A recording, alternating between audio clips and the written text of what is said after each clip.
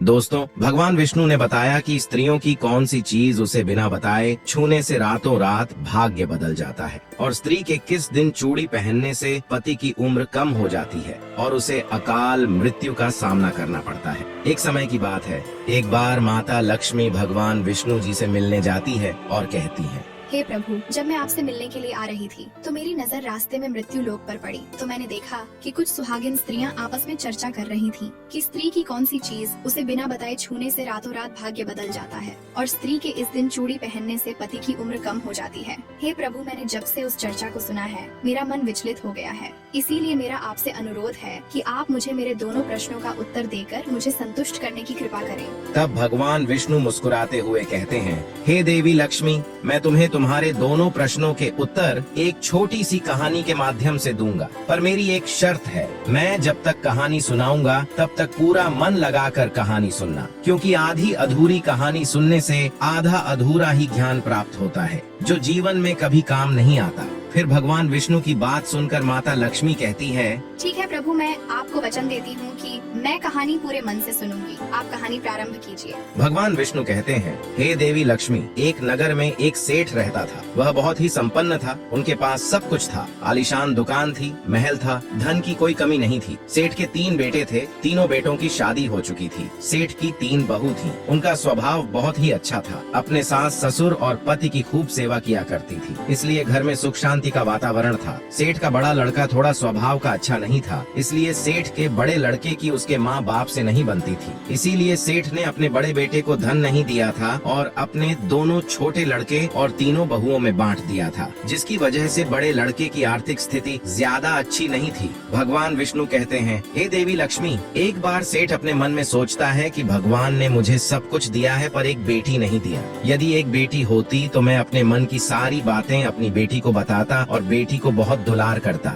भगवान विष्णु कहते हैं, हे देवी लक्ष्मी, सेठ अपनी सेठानी के साथ में अच्छा जीवन जी रहा था, मगर एक बेटी की कमी सेठ जी को हमेशा खलती रहती थी। सेठ जी हमेशा अपने घर के पास स्थित मंदिर में श्री राधा के दर्शन करने जाया करते थे। एक दिन जब सेठ जी मंदिर में राधा के दर्शन करने गए थे तो उस दिन मंदिर में एक संत पधारे थे। फिर सेठ को कुछ उदास देखकर संत ने सेठ से पूछा, तुम उदास क्यों हो? तो सेठ बोले, महाराज, मेरी कोई बेटी नहीं है, इसीलिए मैं उदास हूँ। फिर संत मुस्कुराए और बोले, यदि जीवन में किसी का अभाव है तो उसकी जगह भगवान को बिठा लेना चाहिए। तो सेठ जी बोले, महाराज, मेरे तो कोई बेटी नहीं है, तो मुझे क्या करना चाहिए? फिर संत बोले, अरे सेठ, तुम एक काम करो, तुम बरसाने की बेटी राधा को ही अपनी बेटी क्यों नहीं मान लेते हो? भगवान विष्णु कहते हैं, हे देवी लक्ष्मी, इस प्रकार संत की बात सेठ जी को बहुत ही पसंद आई। उसी दिन उसने श्री राधा का एक बड़ा चित्र मंगवाया और उसे अपने कमरे में लगा लिया। अब तो सेठ का जीवन पूरा बदल गया। वे उठते बैठते, सोते जागते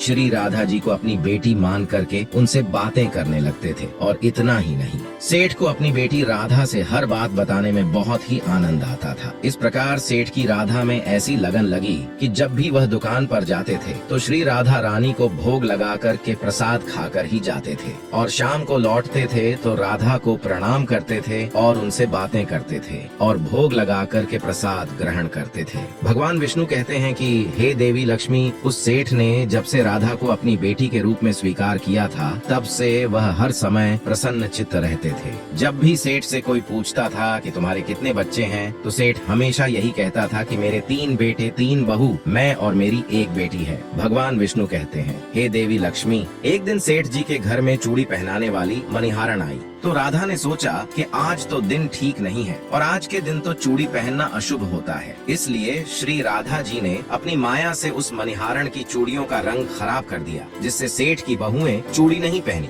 और मणिहारन को वापस कर दिया। उधर जब 2 दिन के बाद में वही मणिहारन उन चूड़ियों को देखती है तो वह चूड़ियां सुंदर हो जाती है। फिर मणिहारन उन्हीं चूड़ियों को लेकर के सेठ के घर वापस आती है और सेठ की तीनों बहुओं को चूड़ियां पहनाती है और बाद में राधा भी चूड़ी पहनने के लिए प्रकट होती है। और मणिहारन ने जब राधा का स्वरूप देखा तो मणिहारन उन्हें देखते ही रह गई। फिर राधा रानी मणिहारन से कहने लगी, मुझे भी चूड़ी पहना दो। उधर राधा जी की बात सुनकर कि मणिहारन ने मन में विचार किया कि हो सकता है कि सेठ के घर पर कोई मेहमान आ गया होगा, क्योंकि हमेशा मैं जब भी घर में चूड़ी पहनाने आती थी तो सेठ की केवल 3 ही बहुएं दिखाई पड़ती थी जो हमेशा चूड़ी पहनती थी, मगर आज यह चौथी बेटी मुझे नजर आई है। लगता है कोई मेहमान होगी। भगवान विष्णु कहते कहते हैं कि हे देवी लक्ष्मी, ऐसा सोच करके उस मणिहारण ने राधा जी को चूड़ियां पहना दी। अब राधा रानी चूड़ी पहन करके एक कोने में जा करके अंतर ध्यान हो गई। सभी को चूड़ियां पहना करके मणिहारण हमेशा की तरह चूड़ियों का पैसा लेने के लिए सेठ की दुकान पर चली गई। फिर मणिहारण को देखते ही सेठ कहने लगा,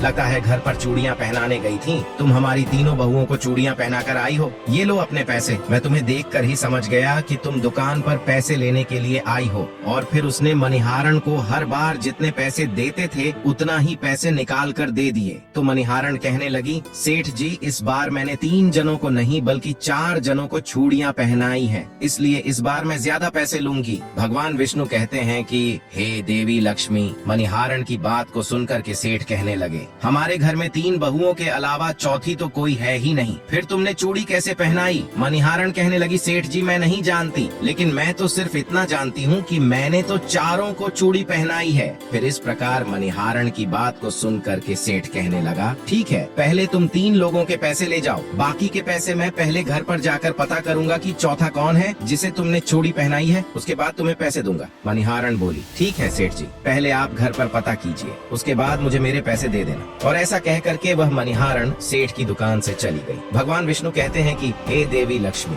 शाम को जब सेठ जी घर पर पहुँचे तो उन्होंने घर में मणिहारण के बारे में पूछा। उनकी बहुओं ने कहा कि केवल हम तीनों ने ही चूड़ियां पहनी थीं। तो सेठ कहने लगा कि यही बात तो मैंने मणिहारण को काफी देर तक समझाई कि हमारे घर में केवल 3 ही जने हैं, चौथा कोई नहीं है जिसे तुमने चूड़ियां पहनाई हैं। मगर वह मणिहारण यह बात मानने के लिए तैयार नहीं थी और बार बार उसका यही कहना था कि मैंने 4 जनों को चूड़ियां पहनाई है। इस प्रकार सेठ सारी बात भूल गया और अपने नित्य काम में लग गया। सेठ राधा राधा बोलते बोलते श्री राधा जी को प्रसाद का भोग लगाकर और भोजन करके सो गया। उधर जब सेठ को नींद आ गई तो उसके सपने में श्री राधा जी प्रकट हुई। उनकी आंखों में आंसू थे। सेठ ने पूछा, बेटी उदास क्यों हो? तो श्री राधा बोली, पिताजी आज मेरा मन बहुत दुखी है। मैंने आज अपने पिता का घर समझ करके यहाँ आराम से चूड़ियाँ पहनी थी, परंतु पिताजी आपने उस मणिहारण को मेरी चूड़ियों का मोल नहीं चुकाया। पिताजी आपने मुझे बेटी तो बना लिया, परंतु आपको मेरी याद नहीं आई, आपने मुझे भुला दिया, इससे मैं बहुत दुखी हूँ। इतना सुनकर के सेठ सपने में ही रोते हुए बोला,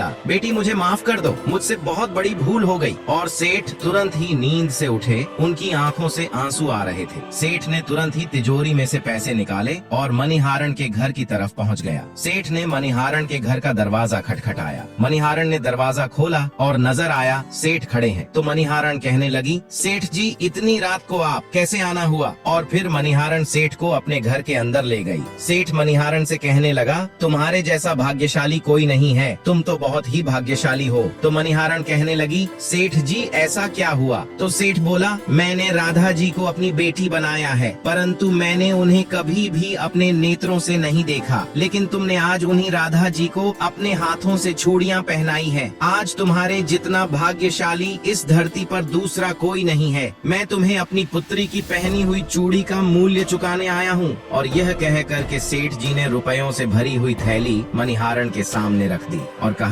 इसमें से जो भी लेना है ले लो। जब मणिहारण ने सुना कि स्वयं राधा जी उसे चूड़ियां पहनने आई थी, तो मणिहारण की आंखों में भी आंसुओं की धारा बह निकली और मणिहारण बोली, सेठ जी मैं राधा रानी की चूड़ियों के पैसे कैसे ले सकती हूँ? ऐसा सौभाग्य किससे मिलता है जो मुझे मिला, और मैंने राधा को अपने हाथों से चूड़ियां पहनाई है। मैं आपसे राधा बिटिया की चूड़ियों के पैसे कभी भी नहीं लूंगी। परंतु सेठ नहीं माने। सेठ जी ने रुपयों से भरी हुई थैली मणिहारण के घर पर रखी और वहाँ से सीधे घर आए और अपनी पत्नी को लेकर के श्री राधा जी के मंदिर में चले गए। और उस दिन के बाद से सेठ जी ने अपना सब कुछ छोड़ करके संन्यास ले लिया और अपना सारा जीवन राधा जी के मंदिर में राधा जी की भक्ति करते हुए बिता दिया। इधर तो सेठ मंदिर में राधा जी की भक्ति का दीवाना हो जाता है और अपनी पत्नी के साथ में मंदिर में रह करके राधा रानी की भक्ति करने लगता है। उधर राधा रानी सेठ के बड़े लड़के के सपनों में पहुँच जाती है और कहती है कि तुम अपनी माँ की सेवा नहीं करते हो, इसीलिए तुम्हारी तुम्हारी यह स्थिति है। तुम आज से ही अपनी माँ के चरण स्पर्श करना प्रारंभ कर दो। रातों रात में तुम्हारा भाग्य देखना कैसे बदलता है। इस प्रकार से अटका पड़ा लड़का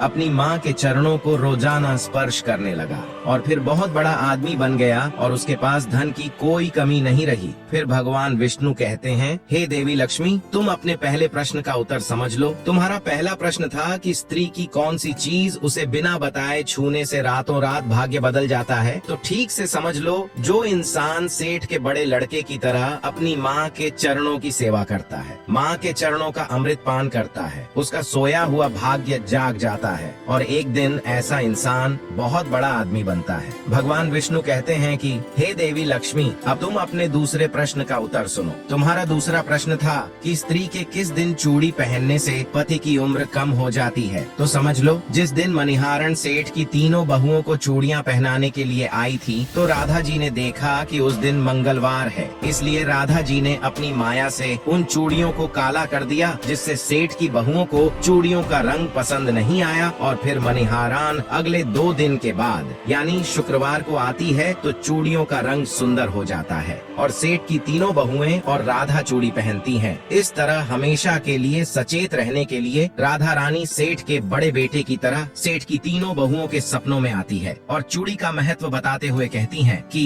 हर सुहागिन स्त्री को चूड़ी पहनने से पहले कुछ बातों का विशेष ध्यान रखना चाहिए। नंबर 1, सुहागिन स्त्री को ही चूड़ी पहननी चाहिए। नंबर 2, चूड़ी हमेशा सुबह या शाम को पहननी चाहिए। नंबर 3, चूड़ी हमेशा रविवार या शुक्रवार को ही पहनना चाहिए। इस दिन पहनने से पति की उम्र बढ़ती है। नंबर 4, चूड़ी मंगलवार और शनिवार को ना तो खरीदनी चाहिए और ना ही पहननी चाहिए, इससे पति की उम्र कम होती है। चूड़ी 16 श्रृंगार में से एक अहम हिस्सा होती है, इसलिए जब भी चूड़ी पहनो तो सोच समझकर ही पहननी चाहिए। भगवान विष्णु कहते हैं, हे देवी लक्ष्मी, मैंने तुम्हारे दोनों प्रश्नों के उत्तर दे दिया है। तब माता लक्ष्मी कहती हैं, हे प्रभु, आप धन्य हैं। आपने मेरे प्रश्नों के उत्तर देकर मुझे पूरी तरह से संतुष्ट किया है। हे प्रभु, मैं आपको वचन देती हूँ कि जो भी मनुष्य इस वीडियो को लाइक और चैनल को सब्सक्राइब करके कमेंट में जय श्री हरि विष्णु और जय माता लक्ष्मी लिखेगा, मैं सदैव उसके घर में वास करूंगी और उसका घर धन दौलत से भरा रहेगा। तो दोस्तों, यदि आपको ये कहानी पसंद आई हो तो प्लीज आप हमारे चैनल को सब्सक्राइब करें और भगवान विष्णु और माता लक्ष्मी के लिए एक लाइक करना ना भूलें। साथ ही कमेंट में जय माता लक्ष्मी अवश्य लिखें। धन्यवाद।